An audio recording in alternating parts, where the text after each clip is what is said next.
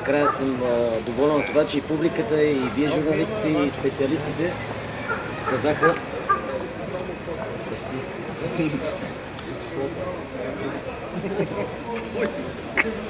Добре, че всички са доволни от играта на ЦСКА. Вие може би сте и най-усмихнатия, който излезе. Най-голямото удоволствие за вас ли остава след този запазването на 100% актив? Да, абсолютно. Не мога да не съм доволен. Искам да използвам възможността да поздравя футболистите, както до сега след всеки матч, за това, което показаха днеска.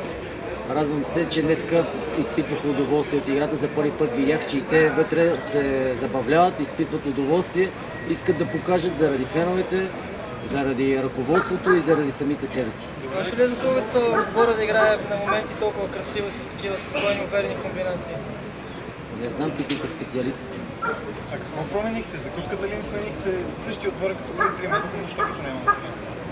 Днес смених им стаите. Не спът по чужденец българи, а ми спът кой както се чувства най-добре. Боби Галчев каза, че при Георгия са играли ети футболисти, сега играят други. Важното е, че тия, които играят, влизат. Аз го казвам след всеки матч и всеки ден. Видяхте, който влиза, който е най-готов. Днеска Коста Янев тренира вече 3 седмици. Готов, влиза и играе. И показва, че може. Това е най-важното. От това ще се радвам. Ако така са всичките готови. Преди време се говореше за 6 от 6 победи за първенство и изглеждаха невъзможни.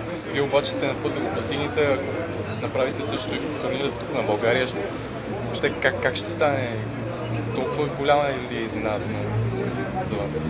Дай Боже, ще се радвам да направим 6 от 6 и колкото се може повече. Работиме всеки ден за това и се надявам да продължаваме така. Това също е радващо. Както и онене в Благоевград бяха пълен сектор. Днес вече публиката се завърна, скандира постоянно и подкрепя отбора и ние само може да адмирираме това поведение и да им благодарим.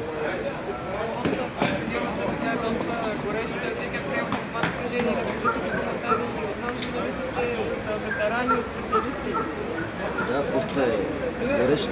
Има напрежение, казах всеки ден. Всеки има право да коментира каквото си иска.